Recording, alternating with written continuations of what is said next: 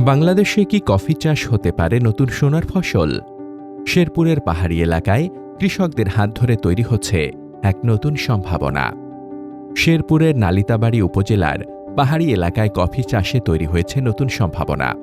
স্থানীয় কৃষকরা বলছেন, এই চাষে লাভ বেশি আর ঝুঁকি তুলনামূলকভাবে কম। ৩ বছর বয়সী প্রতিটি কফি গাছ থেকে মিলছে ৬ থেকে ৭ কেজি ফল। বাজারে প্রতি কেজি কফির দাম ৮০ থেকে ১০০ টাকা। ১ একর জমিতে ৬০০ থেকে ৭০০টি গাছ লাগানো যায়, যা থেকে বছরে পাওয়া যাচ্ছে ৩ থেকে ৫,০০০ কেজি কফি।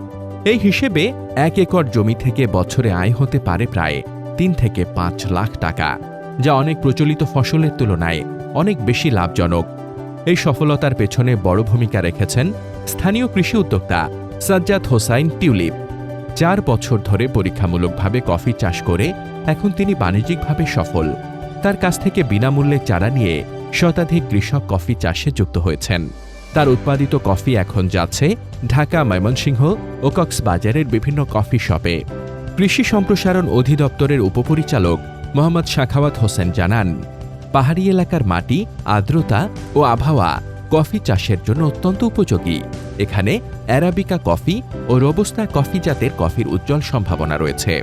মার্চ-এপ্রিল মাসে গাছে ফুল আসে, মে-জুনে ফল গঠন শুরু হয়, আর আগস্ট-সেপ্টেম্বরে ফল পরিপক্ব হয়। এরপর শুকিয়ে ও প্রক্রিয়াজাত করে কফি তৈরি করা হয়।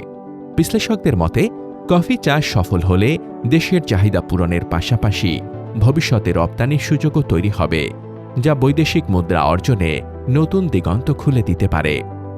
শেরপুরের পাহাড়ি জমিতে কফি চাষ বাংলাদেশের কৃষিতে এক নতুন সম্ভাবনার গল্প। এই উদ্যোগ যদি ছড়িয়ে পড়ে, তাহলে বদলে যেতে পারে গ্রামীণ অর্থনীতির চিত্র।